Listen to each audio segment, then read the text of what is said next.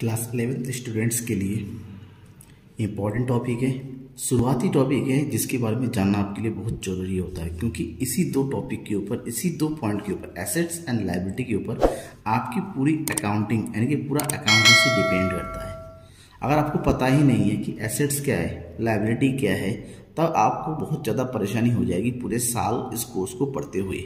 तो चलिए आज मैं आपको एसेट्स और लायबिलिटी के बारे में इजी कॉन्सेप्ट में, ठीक ना, इजी लैंग्वेज में आपको बताता हूँ कि आखिर एसेट्स और लायबिलिटी होता क्या है, what is assets and what are liability.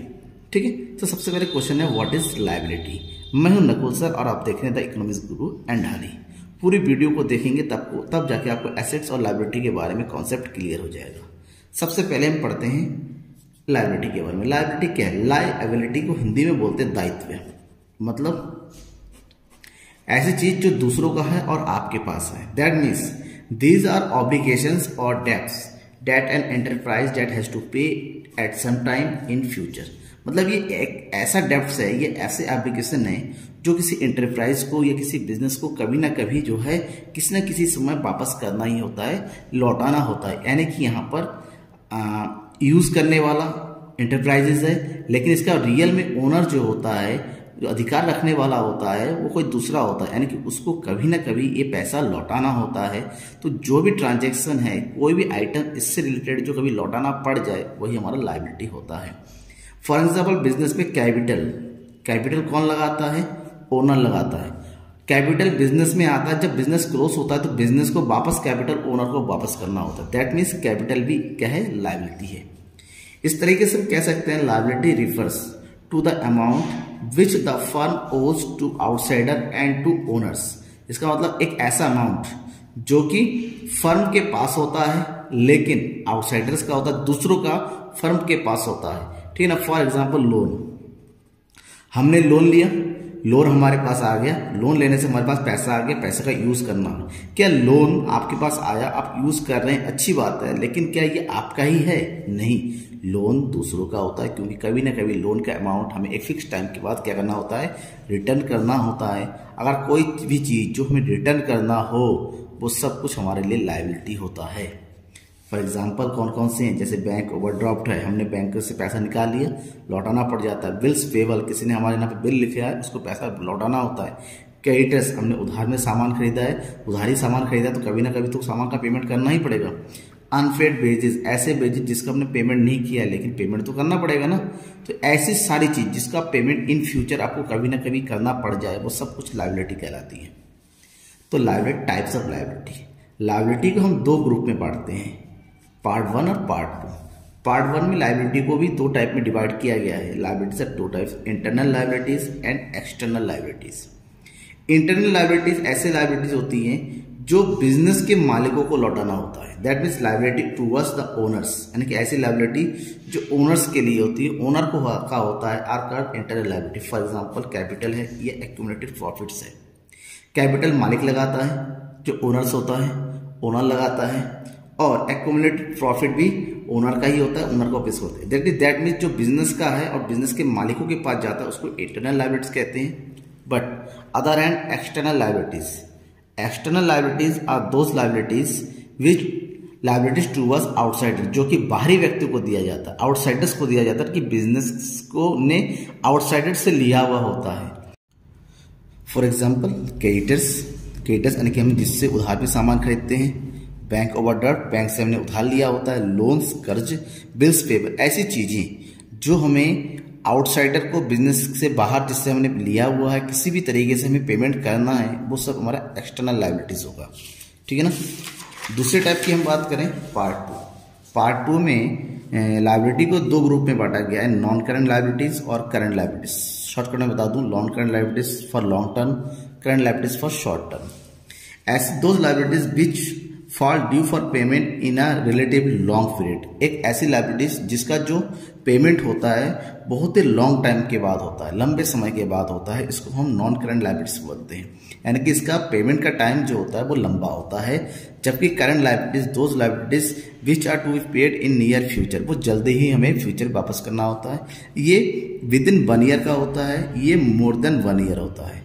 For example non current liabilities में हम एग्जांपल मान सकते हैं जैसे डिवेंचर हो गया, लॉन्ग टर्म लोन्स हो गए, कैपिटल्स हो गए, ये नॉन करंट लायबिलिटीज में आता है, ठीक है ना। और दूसरा है करंट लायबिलिटीज। करंट लायबिलिटीज में दो लायबिलिटीज जो बहुत ही शॉर्ट टाइम में, कम समय में हमें वापस करना होता है। फॉर एग्जांपल क्रेडिटर्स हो गया, बिल्स पेबल हो गया, आउटस्टैंडिंग एक्सपेंसेस हो गया। क्यों? क्योंकि इनको हमें 1 साल के अंदर ही अंदर वापस करना होता है। तो इस तरीके से लायबिलिटी को हम अच्छे से समझ सकते हैं। नेक्स्ट जो टॉपिक है वो है वाटर एसेट्स। एसेट्स क्या है? एसेट्स मतलब जो प्रॉपर्टी बिजनेस की होती है। The property owned by the business are called assets. Means assets are property movable और इनमूवेबल और legal rights owned by the individual और बिजनेस। ऐसी सारी प्रॉपर्टी चाहे मूवेबल हो चाहे इमूवेबल हो, जिसका लीगल राइट्स किसके पास होता है? बिजनेस के पास होता है, उसको एसेट्स करना एसेट्स कहते हैं। यानी कि एसेट्स को लायबिलिटी की तरह वापस नहीं करना पड़ता। ये मालिक का होता है, खुद का होता है, इन्वेस्ट किया हुआ पैसा होता है।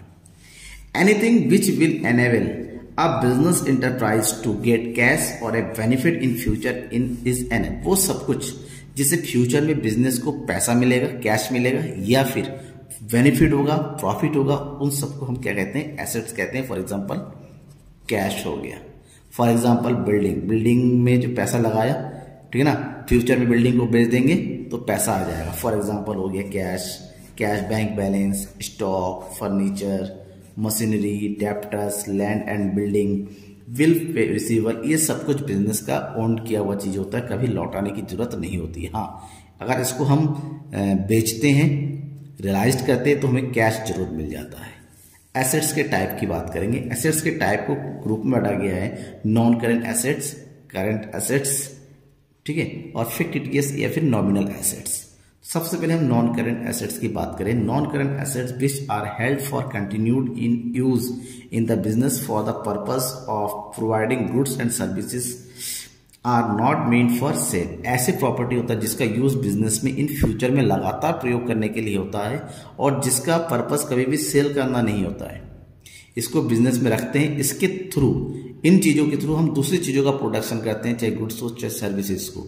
इसको हम कभी भी सेल नहीं करते हैं। तो ऐसी चीज़ों को नॉन करंट एसेट्स होता है, यानी कि लॉन्ग टर्म के लिए बिजनेस के पास होती हैं जब तक बिजनेस एंड नहीं होता है।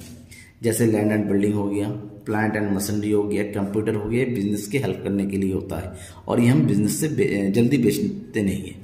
और नॉन करंट एसेट्स को दो टाइप में बांटा गया है, tangible and intangible. Tangible assets ऐसे एसेट्स होते हैं जिनका एक फिजिकल अपीयरेंस होता है, यानी कि ऐसे एसेट जिसको हम देख सकते हैं या फिर हम उसको टच कर सकते हैं, उसको हम टेंजिबल एसेट्स कहते हैं, ठीक है ना।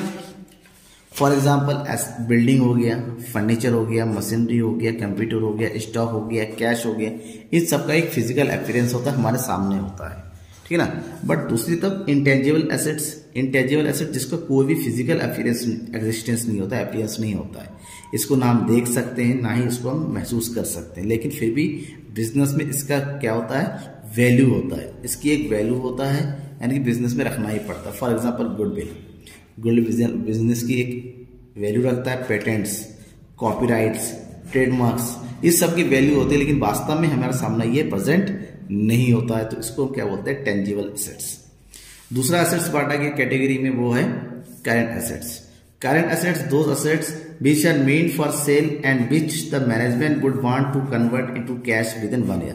ऐसे assets होते हैं जिनका जो सेल करने के लिए होता है या फिर इसको शॉर्ट टर्म में जो है कैश में कन्वर्ट करने के लिए यूज किया जाता है। मतलब करंट एसेट्स में very short period of time में इसको हम किस में? कैश में चेंज कर सकते हैं, उसको हम करंट एसेट्स कहते हैं। फॉर एग्जाम्पल डेप्टर्स हो गया। डेप्टर्स वो आदमी होता है जिसको हमने उधार में माल बेचा है। The person own the money of the business, ठीक है ना, जो हमने क्रेडिट में हमसे परचेज किया वो डेप्टर्स होता है। इस समय पैसा मिलता है, कभी ना कभी मिलेगा और शॉर्ट टर्म में मिलेगा। स्टॉक, हमारे पास स्टॉक है, कभी ना कभी ये बेचेंगे, बेचने से हमारे पास पैसा आ जाएगा। बिल रिसीवेबल, किसी को हमने उधार में माल बेचा है, उसके नाम पे बिल लिखा हुआ है, वो भी कभी ना कभी बिल का पैसा जरूर चुकाएगा। तो ये सब चीज क्या होता है? करंट एसेट्स होता है। तीसरी कैटेगरी है एसेट्स की, वो है फिक्टिशियस और नॉमिनल एसेट्स। ऐसे एसेट्स जो रियल में जो है हम उसको कैश में या फिर फर्दर बेनिफिट्स के लिए यूज नहीं कर सकते, बट उसके बावजूद भी बिजनेस में उसको एसेट साइड में लिखना पड़ जाता है।